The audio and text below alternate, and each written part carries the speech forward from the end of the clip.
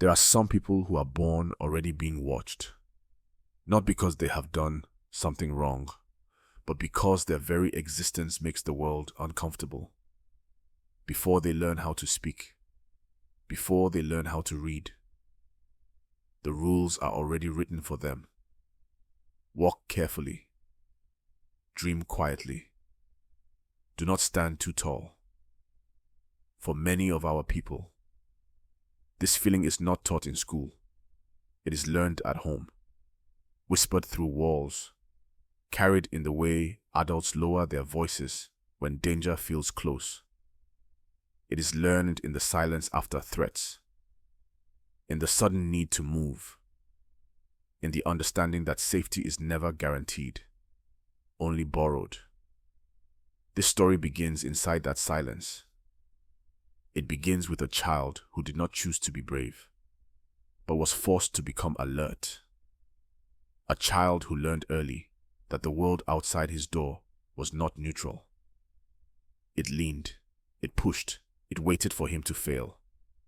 And yet, even then, something else was being planted.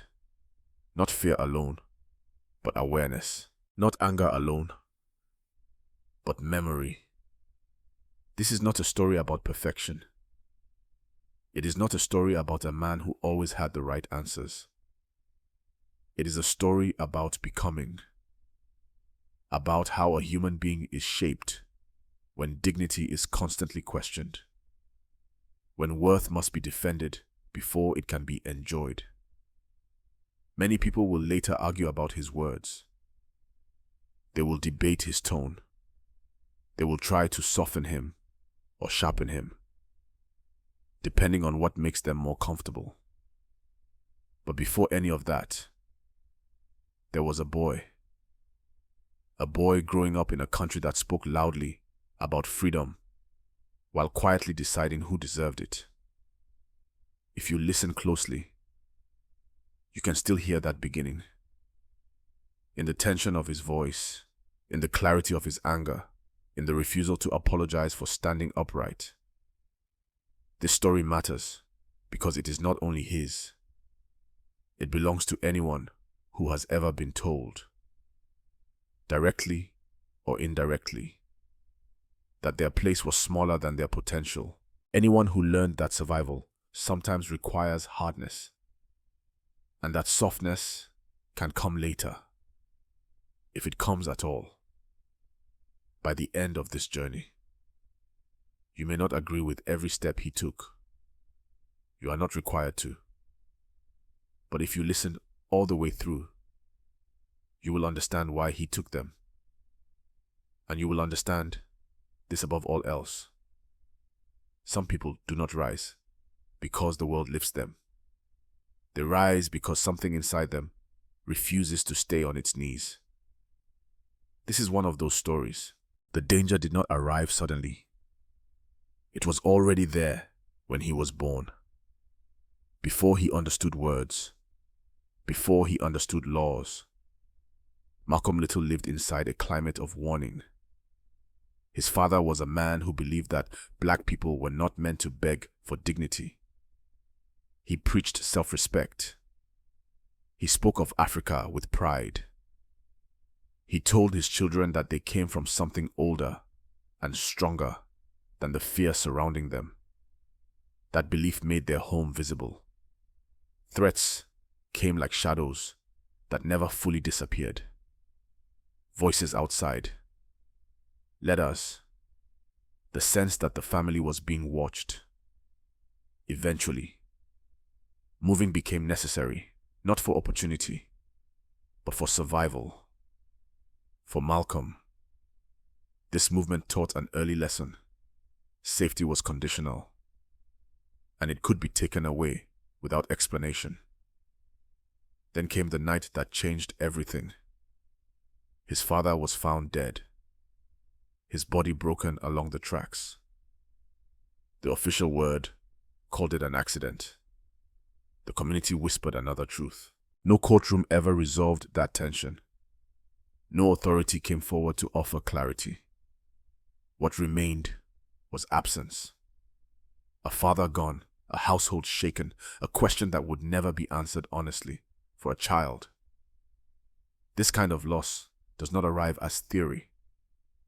It arrives as confusion, followed by anger that has nowhere to go.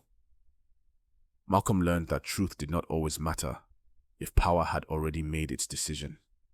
He learned that some deaths were meant to be forgotten quickly. His mother tried to hold the family together, but grief is heavy when it is combined with poverty and constant pressure. Slowly, the structure around Malcolm weakened. Stability slipped away, not because of lack of love, but because the weight was too great for one person to carry alone. From this early chapter, Malcolm did not inherit peace. He inherited alertness. He learned to read rooms before he learned to trust them. He learned that authority could speak calmly while doing great harm. He learned that dignity was something you guarded yourself, because no system was assigned to protect it for you. For many in our community, this beginning feels familiar. The loss of a father, the quiet disbelief in official stories, the understanding that survival often requires awareness before innocence has time to bloom. Malcolm did not yet have language for justice or resistance, but something had already taken root. A refusal to forget. A refusal to accept explanations that erased pain. A sense that standing upright would come with consequences, and that those consequences would have to be faced sooner or later. This was not the making of a hero. It was the shaping of a spine. School was the first place where Malcolm believed effort might be enough. Inside the classroom, he discovered something powerful. He could learn faster than most. He remembered what he read. He enjoyed thinking. For a brief time, the world felt balanced. If he worked hard, he would be rewarded. If he proved himself, doors would open. That belief carried him forward. Malcolm raised his hand. He spoke with confidence. He imagined a future shaped by his mind rather than his circumstances. When he spoke of becoming a lawyer, it was not arrogance. It was clarity. He saw a path where words could be used as tools, where intelligence could command respect. Then came the moment that quietly ended that dream. A teacher listened, paused, and responded without anger. The words were not shouted. They did not need to be.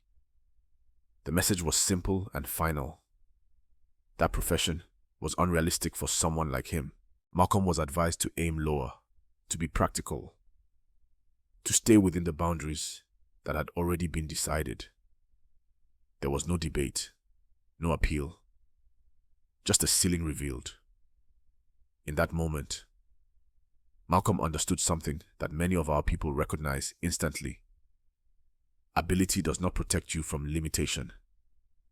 When limitation is assigned, talent does not matter when permission is withheld. The issue was never his intelligence. It was his place. He did not fail out of school. School failed to make room for him. Walking away was not surrender. It was refusal. Refusal to continue investing in a system that had already declared its verdict. Malcolm chose the honesty of rejection over the slow humiliation of false hope. That decision carried consequences. Leaving school meant leaving structure. It meant stepping into a world where guidance was scarce and judgment was immediate. But staying would have meant something worse. It would have meant accepting a smaller version of himself. For many elders listening, this chapter feels painfully familiar. The counselor who discouraged, the employer who redirected, the unspoken rule that excellence was allowed, but ambition was not. This moment did not make Malcolm angry overnight. It made him aware that dreams could be controlled, aware that permission mattered more than preparation, aware that if he wanted to become someone, he would have to do it without approval. From this point forward, Malcolm stopped asking to be included. He began searching for somewhere he could stand without shrinking. The loss here was not just education, it was trust. And once trust is broken, a young man must decide where else to place his faith. Malcolm placed his in motion, and the road ahead would not be gentle. Once Malcolm left school, the world did not open its arms. It opened its streets, without structure, without guidance. He drifted toward places where rules were unwritten but firmly enforced. Boston first, then Harlem, cities full of movement, noise, temptation, and danger. For a young man who had learned that society had no plan for him, these spaces offered something immediate: visibility, money, a sense of control, even if it was fragile. On the streets, Malcolm found recognition that classrooms had taken away. He learned how to read people quickly, how to survive conversations that carried risk, how to move through danger without appearing afraid. These were not skills taught for growth. They were skills taught for endurance. Crime was not a rebellion against morality. It was an attempt to exist without permission.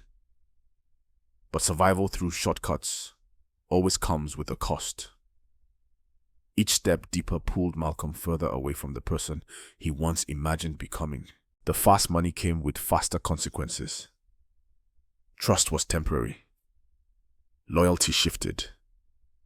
The nights grew longer, and the future grew narrower. This was not freedom. It was motion without direction. Eventually, the road ended where many such roads do. Arrest, trial, prison. The system that had quietly closed doors for him earlier now closed iron gates. This time, there was no misunderstanding, no illusion of fairness. The sentence was heavy, but it was also predictable. Inside the cell, noise faded, the crowds disappeared, the performance was over. For the first time in years, Malcolm was forced into stillness. There was nowhere to run, nowhere to impress, nowhere to escape himself. The street identity that once felt powerful offered no protection here. What remained was a young man stripped of distractions, left alone with his thoughts. This moment is often reduced to a label: criminal, prisoner, but that language misses the deeper truth. This was not just punishment, it was confrontation. Confrontation with wasted potential, with anger that had never been given direction, with a mind that had been sharpened by experience but never truly educated. Many in our community recognize this turning point, when the outside world finally stops pushing, and silence forces a reckoning, when the question is no longer how to survive tomorrow, but who you will be if tomorrow ever comes.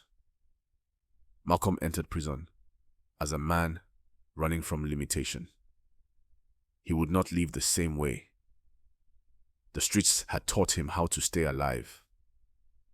Prison would teach him how to think. Prison did not offer Malcolm redemption. It offered him time. Time without distraction. Time without performance. Time without escape. In that confined space, Malcolm encountered a version of himself he could no longer outrun. A man with a sharp mind that had never been properly fed. A man angry at the world, but uncertain how to shape that anger into purpose. At first, frustration ruled him. Words failed him. Letters embarrassed him. He knew what he wanted to say, but not how to say it. That realization cut deeper than any sentence handed down by a judge. Ignorance, he learned, was its own kind of cage. So he began with discipline. Books replaced noise. Pages replaced crowds. Malcolm read with hunger, not curiosity. History, language, ideas that explained power, oppression, and the long memory of people who had been erased from official stories. He copied words carefully, letter by letter, training his mind to slow down, to focus, to master expression. This was not a hobby, it was reconstruction. Through reading, Malcolm discovered a truth. Many are denied knowledge, rearranges how you see yourself. The more he learned, the less small he felt, the more context he gained. The clearer his anger became. It was no longer wild. It had direction. During this time, Malcolm encountered the teachings of a faith that spoke directly to his wounds. It told him that black people were not broken, but stolen from. That their names, their history, their worth had been stripped away. The idea resonated deeply. It gave language to pain he had always carried, but never understood. When he replaced his last name with a single letter, it was not symbolic decoration. It was declaration. A refusal to wear a name tied to loss. A statement that his true identity had been taken, and he would no longer pretend otherwise. By the time Malcolm left prison, he was no longer impressed by shortcuts. He had discovered something more powerful than survival. He had discovered self-definition. He walked out, carrying no illusions about the world. But he carried something far more dangerous to systems built on silence. He carried clarity. He carried vocabulary. He carried discipline. Many leave prison hardened. Malcolm left sharpened. The cell that once held him had failed to break his spirit. Instead, it had forced him to build one. And once built, it could not be easily dismantled. This was the moment Malcolm stopped reacting to the world as it was. He began preparing to challenge it. When Malcolm returned to the world, his voice arrived before he did. People noticed immediately, not because he spoke loudly, but because he spoke with certainty. His words did not wander. They landed in rooms full of restless minds and wounded pride. Malcolm offered something rare: explanation, structure, permission to name the pain without apologizing for it. He joined a movement that promised order and dignity to people long denied both. Discipline, clean living, self-respect. These ideas resonated deeply with those who had been told all their lives that chaos was their nature. Malcolm became its most powerful messenger, not because he repeated doctrine, but because he believed it completely. His speeches traveled faster than he could. Crowds grew, cameras followed, reporters listened closely, sometimes in fear, sometimes in fascination. Malcolm spoke of separation not as hatred, but as protection. He argued that a people constantly attacked had the right to defend their lives and their minds. For many, his words felt dangerous. For others, they felt like oxygen. But influence carries weight, and weight creates tension. Inside the movement, Malcolm's visibility grew too large to ignore. His loyalty was unquestioned. But loyalty does not shield you from truth forever. Slowly, contradictions emerged. Teachings that demanded discipline were not always practiced by those in command. Rules meant for the many bent quietly for the few. The integrity Malcolm preached began to crack behind closed doors. This was his greatest test. He could remain silent and preserve power. He could look away and keep the platform that amplified his voice. Or he could face what he saw and accept the consequences. There was no safe choice, only honest ones. Malcolm chose honesty. That decision did not bring relief. It brought isolation. Former allies became suspicious. Protection vanished. The movement that had elevated him now treated him as a liability. He was pushed aside, not with violence, but with cold distance. For the first time since prison, Malcolm stood alone again. This moment reshaped him. He learned that institutions can give language to your anger, but they can also demand ownership of your conscience. Malcolm refused to surrender his. He did not regret the fire he had carried. He understood why it existed, but now he questioned who should be allowed to control it. Power had taught him how quickly loyalty turns conditional, and that lesson would follow him into the next chapter of his life. His voice remained, but now it was unguarded, and that made it both freer and more dangerous than ever before. After stepping away from the movement that once gave him shelter, Malcolm entered the most dangerous phase of his life, not because his ideas disappeared, but because they evolved. Without institutional walls around him, Malcolm began to see the struggle differently. He traveled beyond the borders of the United States and encountered a world that complicated his earlier conclusions. In Africa and the Middle East, he met people who shared his skin, his history, and his hunger for dignity, but not his isolation. For the first time, Malcolm saw blackness reflected without constant threat. These journeys did not erase his anger. They refined it. He began to separate systems from people, power from skin, oppression from humanity. He understood now that racism was not simply an attitude, but a structure maintained by silence, profit, and convenience. This realization did not soften him. It deepened him. Malcolm returned home with a broader vision and fewer illusions. He spoke less about separation and more about accountability, less about identity alone and more about human rights. He wanted the struggle of Black Americans to be recognized on a global stage, not as a domestic inconvenience, but as a moral crisis. This shift unsettled many. Those who had once feared him now feared his growth even more.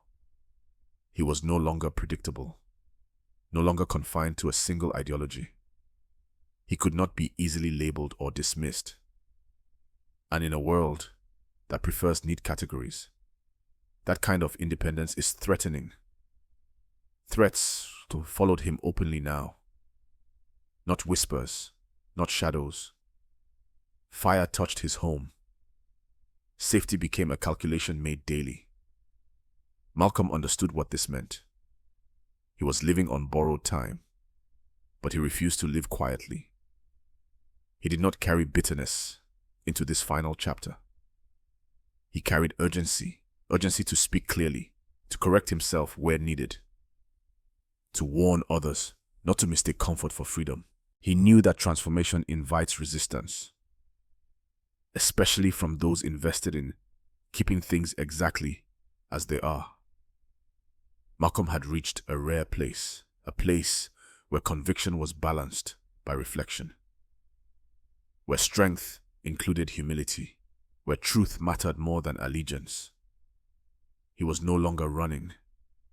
He was standing fully in who he had become. And standing like that, in a world built to punish such posture, always carries a price.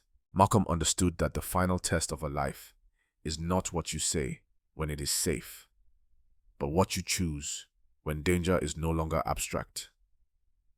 By the time he stepped onto stages again, he knew he was being watched.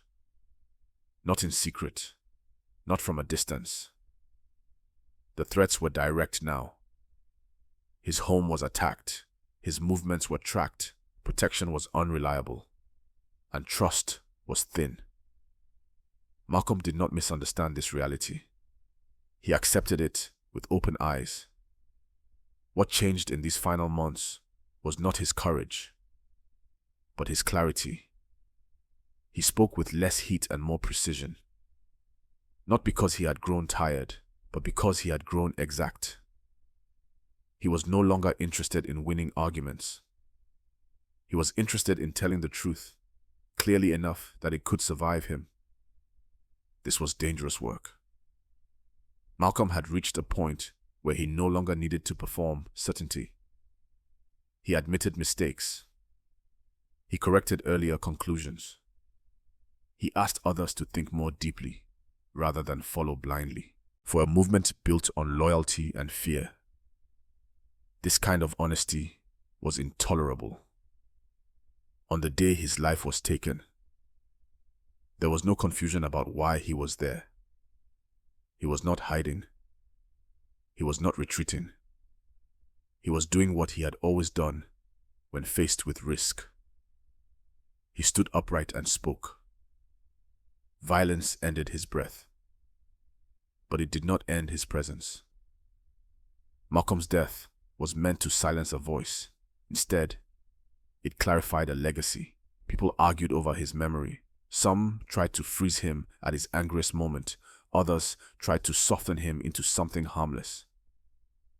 Both attempts missed the truth. Malcolm was not one thing.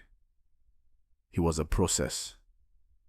He showed that growth is not betrayal, that learning does not weaken conviction, that changing your mind can be an act of strength when it is driven by deeper understanding. For our community, his life leaves a mirror, not a monument. It asks uncomfortable questions. Are we willing to examine ourselves as honestly as we examine the world? Are we brave enough to evolve without losing our spine? Malcolm did not promise safety. He offered integrity. And integrity, once demonstrated, cannot be erased. It travels. It teaches. It waits patiently for those ready to inherit it. His life ended, but his posture remained. Standing. After Malcolm's death, the argument over his meaning began almost immediately. Some remembered only his anger. Others remembered only his later calm. Many tried to choose the version of Malcolm that best fit their comfort. But the truth of his life refuses to stay inside a single frame. It stretches across contradiction, growth, and hard-earned clarity. For elders who lived through those years, Malcolm's presence was not theoretical. It was felt. In living rooms where the television stayed low, in churches where his name was spoken carefully, in conversations where pride and fear sat side by side. He represented a kind of honesty that could not be easily controlled. What Malcolm offered was not a blueprint. He did not hand people a finished answer. He handed them a responsibility. To think, to question, to refuse the lie that survival requires silence. His legacy lives most clearly, not in quotes, but in posture. The posture of a person who learns, adjusts, and still refuses to kneel. He showed that strength is not frozen in one moment. It moves, it matures, it corrects itself when conscience demands it. For the generations that followed, Malcolm became a reference point. Not a saint, not a villain. A reminder that black dignity is not granted by acceptance, but claimed through awareness. That pride without reflection becomes brittle, and reflection without courage becomes empty. Many tried to erase him. Others tried to own him. Neither succeeded, because Malcolm does not belong to an organization, a decade, or a single ideology. He belongs to a lineage of people who refuse to accept the version of themselves that the world offered. That lineage includes parents who warned their children to stay alert, workers who spoke carefully but stood firmly, elders who learned when to be quiet and when silence became betrayal. Malcolm's life asks something of us, even now. Not agreement, but honesty. Not imitation, but memory.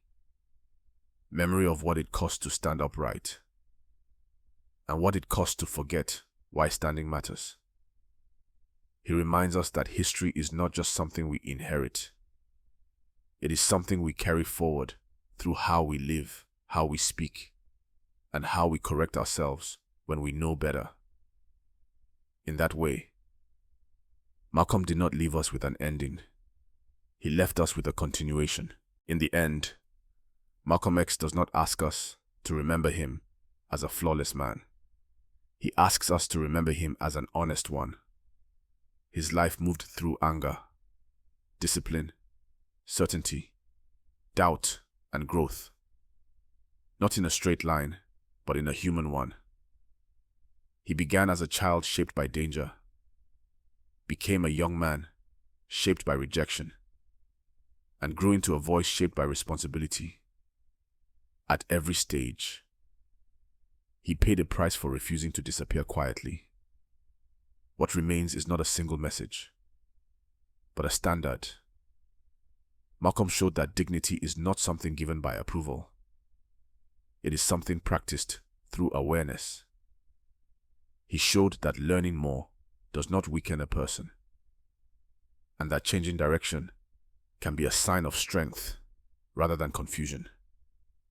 Above all, he showed that standing upright often means standing alone. For those who come after, his story lives in many places. In late-night conversations where elders speak carefully but truthfully. In moments when silence feels safer, but conscience feels louder. In the quiet decision to correct oneself rather than defend comfort. This is why his life still matters. Not as a relic, but as a reminder.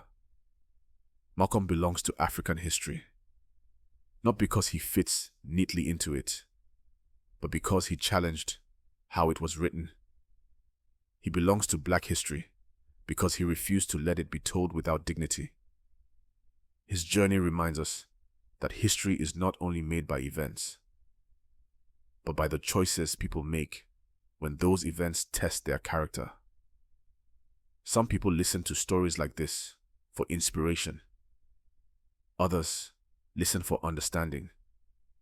Some even listen to find rest, letting the rhythm of memory carry them gently, the way history for sleep often does. But whatever brings you here, the lesson remains the same. A person can be watched, threatened, misunderstood, and still choose to stand. Malcolm X did not live long enough to see all the ripples of his life. But those ripples continue, in questions asked, in courage borrowed, in standards remembered. These are not myths or slogans. They are historical facts, shaped by a real human being.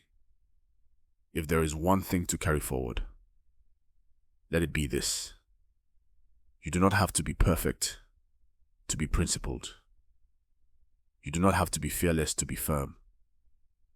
And you do not have to win to leave behind something that lasts. Stories like this are not meant to end.